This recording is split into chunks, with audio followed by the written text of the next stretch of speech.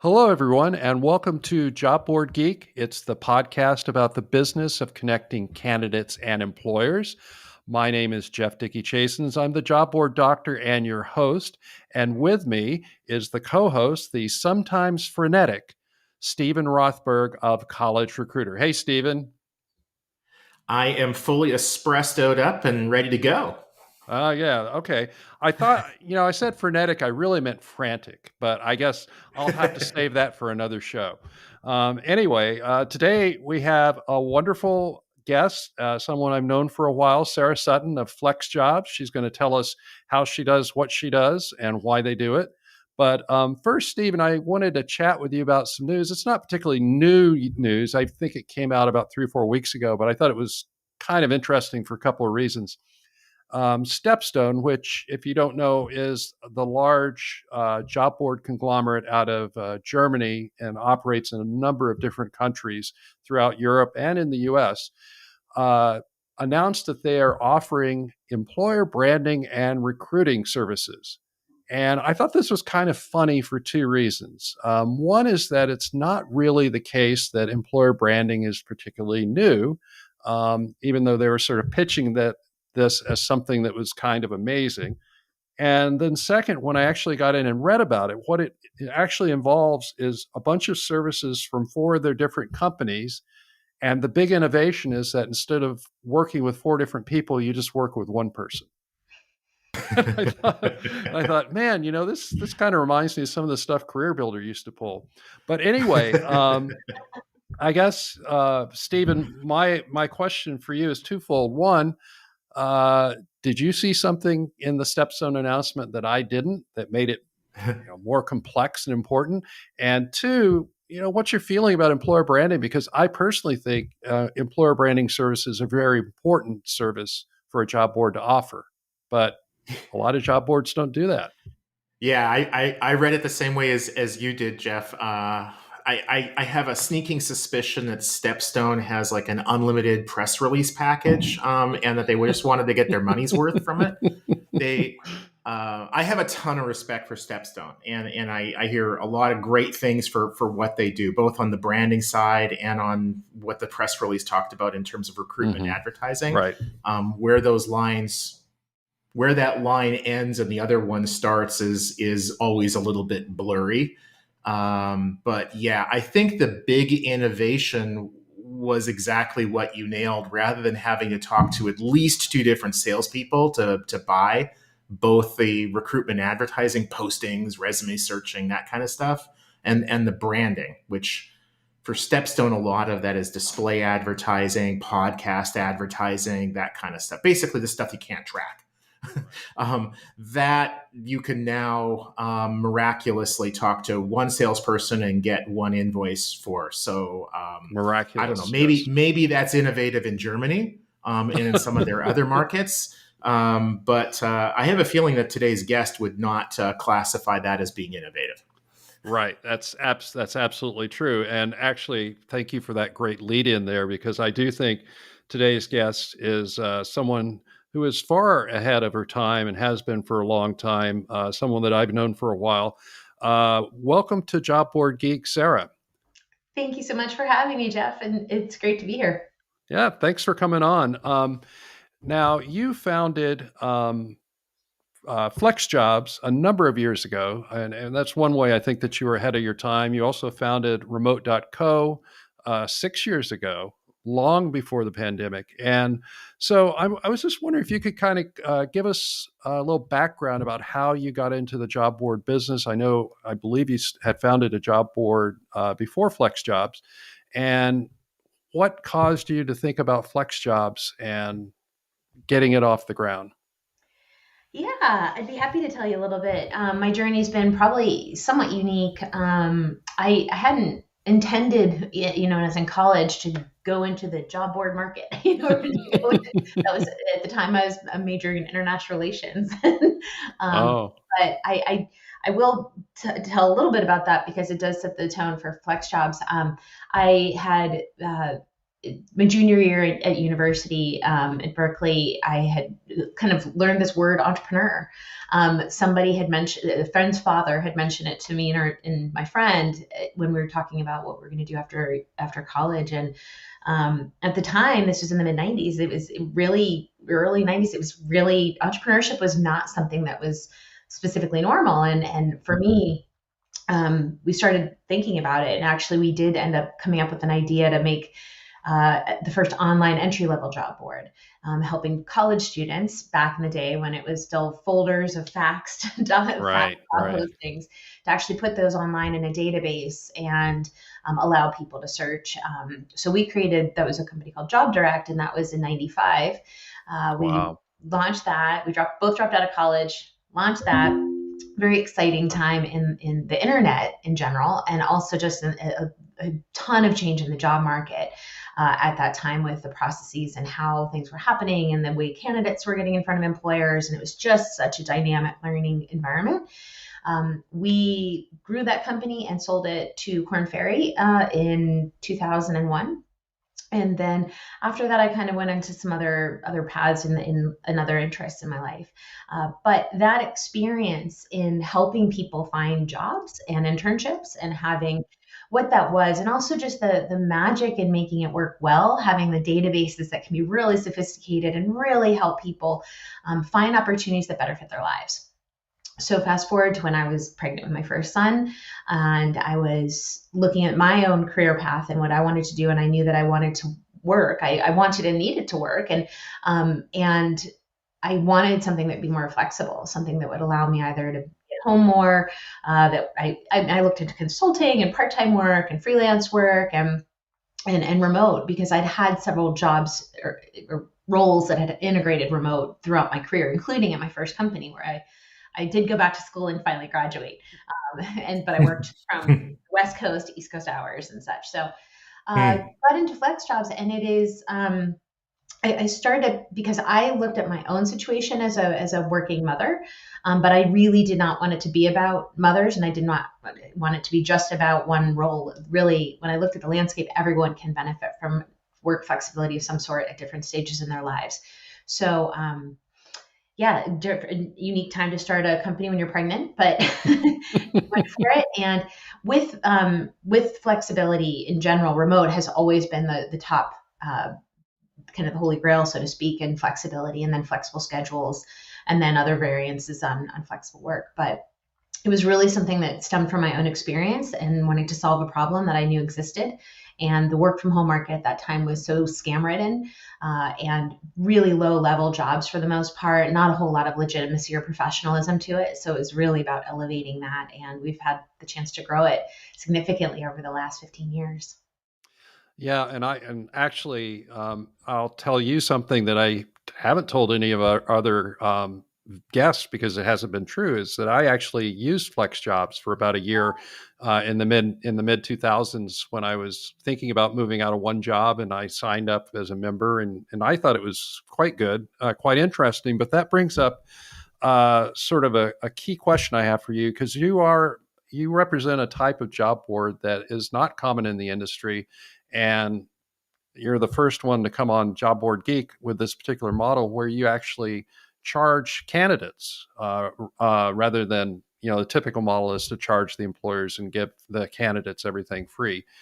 Can you talk a little bit about that and why you think candidates are willing to pay for FlexJob services? Sure. With the backdrop of my first company, I will also say that was definitely a free model for job seekers. Enterprise sales for employers, either 5 to 6 digit annual contracts, very different sales model. And then we also have sponsorships and such that help diversify our revenue on that side. When I launched, and actually in that market, with the entry-level market, there's a pool to swim in. There are conferences around that. There are budgets. Large corporations have budgets for entry-level recruiting, et cetera. There's kind of like an audience for that. When we started FlexJobs, we did start it in a free model, actually. We started it initially as a pay-to-post model employer and free for job seekers. What we were doing in that process, though, is we had a team of, I say now we have a team. Back then it was like one or two of us who were going out and looking for the job postings and then adding them to our site so that the job seekers would have something to see. And we are also doing the outreach to the salespeople in the different companies who were posting these jobs. What we quickly learned was that the types of people hiring for those jobs had like 120 different titles. There's no one employer person that was hiring for work from home. And a lot of the work from home or remote jobs at that point, again, they kind of were, employers viewed it, and still up until the pandemic really viewed a lot of the remote work as warm and fuzzy benefits for the worker, not anything that was really that beneficial for the employer. And they weren't really willing to pay. So quite honestly, we got to a point in the company where like, this isn't really working. We're having a great job it's working getting the job seekers to our site, and the interest is definitely there, but the model to get the employers to pay and value these jobs and the kind of candidates we have was not working. So quite honestly, we looked at what our options were and leaned into what was working, which is the job seekers. And the other part of this I'll say is that I've always had a struggle with my first company and with the original model in selling to HR departments. It's hard. It's very hard. But it's really hard. And I'm not a salesperson. I don't really enjoy sales. I really enjoy making the job search experience better and easier for job seekers. So ultimately, the people who pay you are the people you prioritize in a company. And so by flipping the model, when we looked at that concept, we looked at it as, listen, we're going to offer something. We're going to offer something to job seekers that's a premium experience, making it faster, easier, better, safer to find these jobs. But at the time, especially, we're a needle in the haystacks. About 60 scams for every one real job at that point. Wow. And we will vet them. We will make sure they're legitimate, professional, high quality, and see if people will pay. And then in the flip side, we don't have to sell to the employers. We can instead just research the jobs and aggregate them into our database. And let's see how that goes. And from the moment we flipped that switch, it was a whole different story. It works so much better. It feels so much better. We're serving the audience we truly want to serve, which the job seekers, to make it a better, safer, faster experience for them. Again, job seeking is always stressful. Job searching, or it certainly can be. And our opportunity to make that better really allowed us to kind of focus on the people who were kind of buttering our bread, so to speak, I guess. That makes sense. Steven, did you have a question at this point? Yeah. One thing that to date myself, so I definitely remember Job Direct. College Recruiter was a competitor of it. Yep. way back when electricity wasn't invented yet. But my recollection is you had a fleet of RVs. And it might have been 3, it might have been 10 or whatever. I'm not talking like thousands of RVs, but you basically, like some job boards today will talk about getting the posting in front of the candidate. And what they're talking about is like programmatic and job distribution. But you had RVs getting the computers in front of the candidates. And that was quite a different era than it is now. There's so many things that I love about FlexJobs, but one of them is that we both of our organizations use a writer, Matt Crumry, who is just one of the most wonderful, gifted writers and great people in the world. So if you happen to be, saying or seeing him or whatever, say hello. He's just fantastic. The question I had for you was about search engine optimization. I think that there are a lot of things that you do well, but to me, when I think of FlexJobs, I think of just a job board that just absolutely kills it in a good way with SEO. When I'm searching for job posting information or whatever, and invariably you're going to be on that first page. So tell us all your secrets. How do you do that? You're so funny. You're bringing back and without a licensing fee, by the way, and no consulting fee either. Go for it.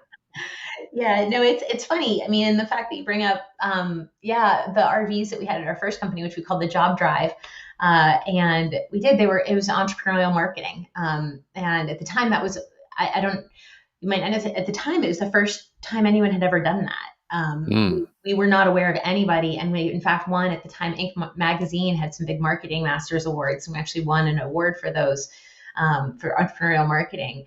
And it was a really exciting, interesting time. And so much of it is about bringing jobs to meeting people where they are. And I leap forward to SEO is a very logical step in meeting people where they are. If they're searching for something, being able to try to be right there. For college campuses at the time, it was because they didn't have email. They didn't have email yet. So we needed to bring buses, which were networked with laptop computers, which signed them up for email and then got them in our database. This time it's more SEO has been really important from a strategic standpoint. It's very cost effective as well, especially as a startup. And so in both of my organizations, we've been able to leverage a couple of things, SEO and also marketing and press. So I don't actually, although I enjoy being here talking with you, I actually don't enjoy doing press so much. I don't love being in front of cameras or anything like that at all, generally. But it's a really wonderful way to get the story out and to meet people where they are and let them hear the stories from the consumer side. And so SEO is something we have leveraged pretty intentionally from the very beginning. We did a lot of company pages. So we had writers on our staff who would do unique descriptions for every single company that we added to the site. And so it was really written for the job seeker. So our company descriptions aren't just copied and pasted from the company's like marketing information. It's really, why, if you are a job seeker looking for flexible work, would you be interested in this company? And what do they do? What do you need to know? So we went to great lengths actually from early in the company to create these very high value SEO company pages so that anytime somebody would look up, a company name and the remote jobs, we generally would be up there. And that was something strategically early on we did. We had a number of other strategies along those lines. And we did work with an SEO consultant very early on. So I think that was something that we were able to leverage. And we still look at it with a lot of very creative approaches, and it integrates very well with the press and media strategy, especially as it relates to backlinking and incoming links from high quality sites. So there's a lot there, and we have a great team, a wonderful team that works really collaboratively and creatively together.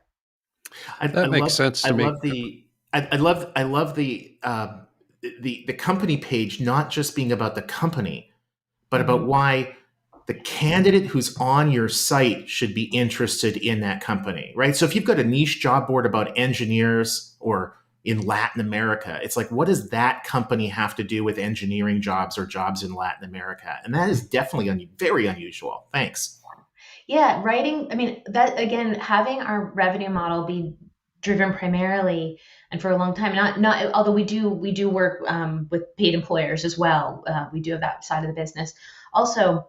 But originally and primarily working with job seekers allowed us to really focus on their experience. So everything on our site was really written with them, the intention of them having a good experience first and foremost, not advertising the company in the way that they wanted to be advertised. No offense to the companies, but it really wasn't just about that at all. Well, and I will admit that your press strategy is one that I point clients to when I say, this is an example of a job board that has a really good press strategy and is effective at using it. And, it really does pay off. Most job boards really don't. They don't understand it, or they don't feel like they have the resources to pursue it. But I think that's great. Yeah. Well, and if you don't mind me saying, just on the press strategy, we do it very differently than anyone else. We did it very differently in my first company also. It isn't about hiring. We don't have a press agency. Right. The budget part of it, I did our press strategy internally when we started. And I remember one of our first lands with FlexJobs, one of the biggest ones was we got on CNN, and that was like just a level up, but that was through sheer networking, reaching out, relationship building, being friendly, reaching out to a writer who you've read an article, and an author or a writer like Matt Cumry or anybody, and saying, hey, I liked your article. Hey, I work in this area. If there's anything I can ever do, or here's some information, like just common sense, friendly relationship building. That's very much more how we view it than we do what most companies view press strategy as. Well, I think it's funny that you said that you don't really like or feel that you're a salesperson, but actually I think people that are good at press are actually very good salespeople. It's just a different type of persuasion. And I think you've I been wouldn't very mind that effective at story. And I'm passionate about what we do for sure. So much so, but yeah, you couldn't. Yeah, I'm not a salesperson. Yeah. Well, that's what it's funny. When I was first starting out in my career, I went and did a career assessment. I was an English major, and it kept coming back saying, you should really be in sales and marketing. I'm like, no, I can't do that. I can't do that. Yes, you should really be in sales and marketing. And in fact, I found great satisfaction being in sales and marketing, even though I am an English major. So, um, well, Sarah, I have another question for you, which is, I feel like both of your sites, the FlexJobs and Remote.co, really anticipated where we are right now in terms of the change that's been in the workforce. So I'm just curious. Almost all the other job boards that we've talked to said, oh man, from like February until August of 2020, our business just went in the hole. I was wondering if you have a different story. Did your business go up because you were already servicing remote workers? The short answer is yes. This has been our market for a very long time. Um, it's certainly internally dealing with adjusting with what happened with the pandemic. We're already a remote company. We've been a remote company forever. So although it was by far and in a way the hardest couple of years remote working, as most of us didn't have spouses or partners who worked from home or children, and especially those with younger children, it's been a very hard couple of years, even for purely remote companies, because we aren't meant to work remotely the way that was happening, especially with the stress and anxiety and all the other things happening in the world. So, um, uh, in terms of being able to be a resource for a lot of people and a lot of organizations as they were trying to figure this out, yes, we found ourselves very much in a I'll say in a good spot. It's not how I would have wished it by any Right. stretch. The silver lining of the pandemic for me, though, is that many companies who had for a very long time kept their head in the sand or actively denied the efficacy and the effectiveness and opportunity available with the technology associated with remote work, they had to adopt it. And I'll say a lot of the large tech companies were some of the leading companies saying, before the pandemic, being very anti. Mm-hmm. It's ironic because they're also the companies that build the technology for most of what enables remote work. I was reviewing something on Slack and what their moving forward strategy is with remote work yesterday.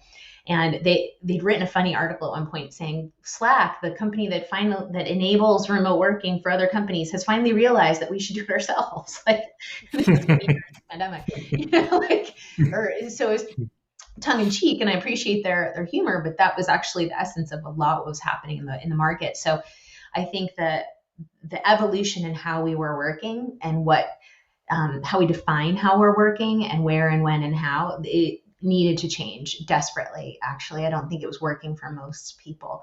People made it work because they had to, but the level of is a workplace healthy and sustainable in this day and age for all of the different work and family structures we have nowadays with single parents and long commutes and all these other elements. I think that moving forward, there's some real benefits to the fact that remote and hybrid, which is where I believe it's going to settle primarily. I think we'll have a lot more remote only companies like ours.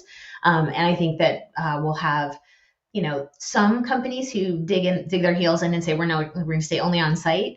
But the mass majority are going to end up in some hybrid form. And that's, a welcome change overall. Yeah. I would say I always focus on the candidate side, both when I'm advising job boards, but also when I look at the labor market. And I think right now, one of the great things that's come out of the pandemic is there's a labor shortage, which means that it's very hard for bad employers to be successful because they won't have any employees, which sounds a little vindictive, but I feel like that's the way it should be. If they're not good employers, if they're not willing to make their employees, feel respect from them, then they don't deserve employees. So I hope it stays that way, but who knows? We'll see what happens in the future. Well, and remote work has also always been an insurance policy, and that's something that most companies also didn't have to really embrace in a deep systemic way until the pandemic. But prior to that, even when there were hurricanes in the East Coast or bad weather or all kinds of different reasons when people needed the flexibility of having people work from home, it would pop up. But the pandemic just surged it globally. And moving forward, we know that this kind of thing can happen. And also, quite honestly, if it's okay to mention that, I mean, we're going through these refugee crises with Ukraine and not just Ukraine. There's many other refugee crises as well, and that's also an area where remote work is something. We're working with a number of different organizations to try to help support refugees finding jobs that can either move with them and or accommodate their kind of location challenges, I guess, as you might say. So there's a lot of different reasons why remote work is important to have a healthy, sustainable, and effective workforce moving forward. Yeah, I totally agree. And in fact, I know I have some acquaintances that are Ukrainian that are continuing to work remotely, even as they're caught up in the midst of a war. So, well, listen, Sara, it's been wonderful having you on the show, and I appreciate you coming on. If people want to get a hold of you, what's the best way that they can get in touch? Probably LinkedIn, Sara Sutton, FlexJobs. And that's probably the easiest, honestly. And then also my email is Sara, SARA at FlexJobs.com. So I try to keep up on that pretty well, but. Well, thanks for coming on. I appreciate it. No, my pleasure. It's great talking with you both. Thanks, Steven, and thanks, Jeff. And Steven, if people want to get in touch with you, how do they do that?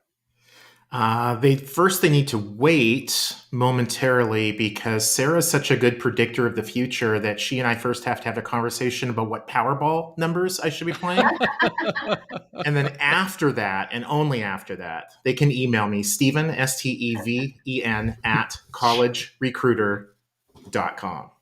Thank you so much, Sara. My pleasure. It's nice talking with you, and thank you both.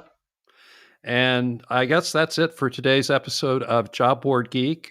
Please be sure to subscribe via Spotify, Apple, Google, Stitcher, whatever you want. Feel free to give us a thumbs up or a thumbs down. I prefer a thumbs up. And this is Jeff Dickey-Chasins, the Job Board Doctor. You've been listening to the only podcast that covers the business of connecting candidates and employers. That's all for now. We'll see you again next time.